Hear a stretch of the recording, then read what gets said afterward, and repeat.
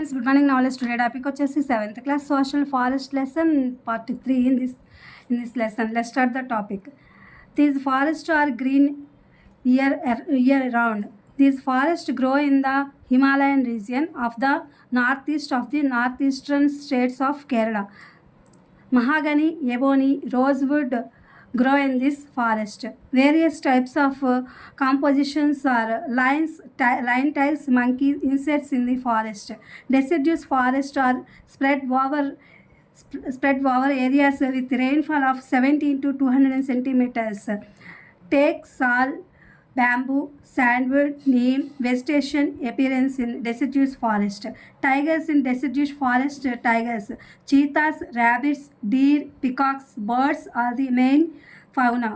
Deciduous forests are mostly certain dead on the peninsula.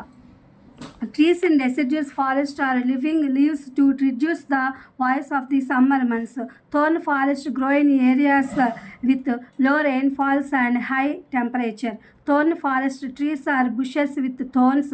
Thorns forest Deccan Plateau is located in the desert areas of India. Thorn forests acacia, brahmajamudu, nagajamudu, babel and plums. The forests of the coastal regions are also known as wetland forest. Trees in the wooded coastal forest can withstand sea saltinity. In the forest of the mangrove coast areas, the white beauty grows in the belly and so on. Fish can be found in the nearby forest of mangroves. These forests are spread over Sundarbans areas of West Bengal. Mountain forests grow in the mountains and hilly areas.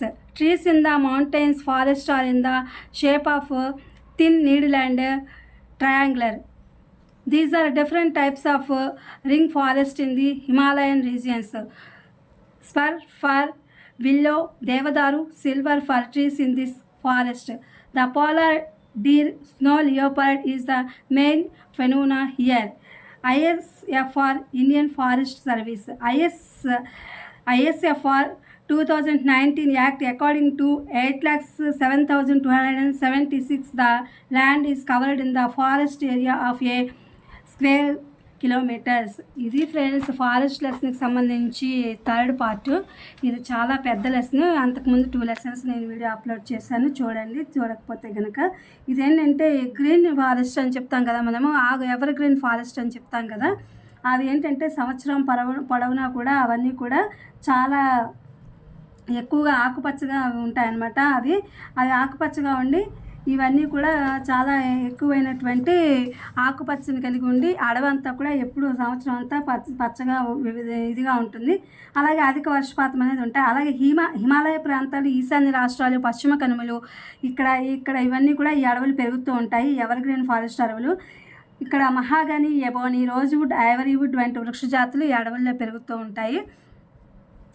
వివిధ రకాల సరీసృపాలు అంటే రకరకాలైనటువంటి జంతుజాలము, సింహపు తోక, కోతి, అలాగే line tile macaque అంటారు కదా, అలాంటివి కీటకాలు ఈ అడవుల్లో అనేవి ఎక్కువగా ఉంటాయి. ఇక్కడ ఈ ఆకురాల్చు అడవులు ఉంటాయి. ఈ ఆకురాల్చు అడవుల్లో 70 నుంచి 200 సెంటీమీటర్ల వర్షపాతం అనేది నమోదవుతూ ఉంటుందన్నమాట. 70 నుంచి 200 సెంటీమీటర్లు. ఆకురాల్చు అడవుల్లో టేకు, సాలు, వెదురు, రోజువుడ్డు, చందనం, వేప వృక్షాలు ఇలాంటివన్నీ కూడా పెరుగుతూ ఉంటాయి. అట్లాగే ఇక్కడ ఈ ఆకురాల్చు అడవులు ద్వీపకల్ప పీఠభూములు ఎక్కువగా విస్తరించి ఉంటాయి.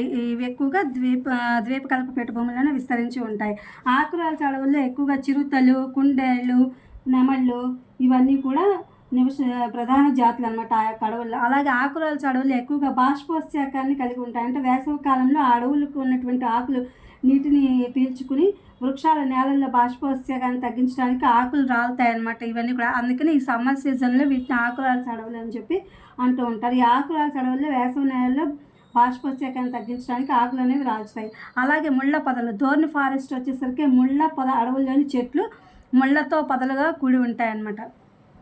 ముళ్ళపద అడవుల చెట్లు, అలాగే అడవులు ఇవి దక్కన పీఠభూముల్లో ఎక్కువగా ఉంటాయి. Deccan plateau is located in the desert areas. Deccan పీఠభూముల్లో ఎడారి, భారతదేశ ఎడారి ప్రాంతాల్లో ఇవి ఎక్కువగా కనిపిస్తూ ఉంటాయి. థోర్న్ ఫారెస్ట్ అడవుల్లో ఏముంటాయంటే బ్రహ్మజముడు, అకేషియా, నాగజముడు, బాబిల్ అండ్ ప్లమ్స్ అంటే రేగు చెట్లు, ఇవన్నీ మనం చూస్తూ ఉంటాం. అక్కడక్కడ అలాంటి చెట్లు పెరుగుతూ ఉంటాయి. అలాగే మడ తీరపు అంటే మ్యాంగ్రూవ్ ఫారెస్ట్ ప్రాంత అడవులు ఇవి చిత్తడి నేలగా అంటే వెట్లాండ్స్ అంటే తేమ నేలలతో కూడి, తడి నేలలతో కూడి ఉంటాయి. ఇక్కడ ఏమి ఉంటాయంటే ఎక్కువగా ఈ మామూలుగా ఏంటంటే మనం ఇక్కడ బుషెస్, ముళ్ళ పొదలు, ఇక్కడ అడవుల్లో చెట్లు సముద్రపు లవణీయతను అంటే సాల్ట్ని ఎక్కువగా కలిగి ఉంటాయి అన్నమాట. ఇక్కడ ఈ వుడెన్ కోస్ట్ అడవుల్లో అంటే కోస్తా ప్రాంతాల్లో అప్పుడు ఈ సముద్రపు లవణీయత అనేది ఎక్కువగా ఉంటుంది. అప్పుడు ఆ తాకిడికి తట్టుకునేలాగా అక్కడ చెట్లు అనేది ఆ మడ అడవుల్లో పెరుగుతూ ఉంటాయి. అది వైట్ అంటే తెల్ల మడ, సుందరి అనే ఒక చెట్టు అంటే బ్యూటీ. అలాగే పొన్న, బొడ్డు పొన్న, బెల్లి అంటాం కదా, అందుకని చెప్పి దీనికి అలా వచ్చింది. బొడ్డు పొన్న ఇలాంటి వృక్షాలన్నీ పెరుగుతూ ఉంటాయి అన్నమాట. అట్లాగే సముద్ర తీర మడ సముద్ర తీర ప్రాంతాల్లో ఎక్కువగా చేపలు ఎక్కువగా విరివిగా దొరుకుతూ ఉంటాయి ఈ మ్యాంగ్రూవ్స్ ఫారెస్ట్ దగ్గర. అలాగే ఈ యొక్క మ్యాంగ్రూవ్స్ ఫారెస్ట్ అనేది పశ్చిమ బెంగాల్ సుందర్బన్ ప్రాంతాల్లో ఎక్కువగా విస్తరించి ఉన్నాయి అని చెప్తున్నారు. పర్వత ప్రాంతాల్లో అడవులు, పర్వతాలు మరియు కొండ ప్రాంతాల్లో పెరుగుతూ ఉంటాయి. Mountain forest grow in the mountains and hill areas అనేది. అలాగే పర్వత ప్రాంత అడవుల్లో వృక్షాలు సన్నని ఆకులు, సూది లాంటి మనదేలి అలాగే త్రిభుజాకారంలో ఉంటాయి. అలాగే వీటిని శృంగాకారపు అడవులని కూడా అంటారు. డిఫరెంట్ టైప్స్ ఆఫ్ ఇవి ఉంటాయి ఇక్కడ. స్పర్రు, ఫర్రు, విల్లో ఇలాంటివన్నీ, దేవదారు ఇలాంటి వృక్షాలన్నీ ఇక్కడ పెరుగుతూ ఉంటాయి. అక్కడ పెరిగేటటువంటి జంతువులు వచ్చేసి హిమాలయ ప్రాంతాల్లో ధ్రువపు జింక, మంచు చిరుత ఇక్కడ ప్రధాన జంతువులు అనమాట. అట్లాగే ఐఎస్ఎఫ్ఆర్ అంటే ఇండియన్ ఫారెస్ట్ సర్వీస్. ఐఎస్ఎఫ్ఆర్ 2019 చట్టం ప్రకారం భారతదేశంలో 8,07,276 చదరపు కిలోమీటర్ల మేర భూమి అటవీ ప్రాంతంతో కప్పబడి ఉంది అని చెప్తున్నారు. ఇది friends Telugu English translation in 7th class social studies part 3. ఇది మీకు ఉపయోగపడుతుంది. నేను వీడియో అప్లోడ్ చేస్తున్నా. Please my channel like, share, subscribe and comment. Thank you for watching. Thank you for our support.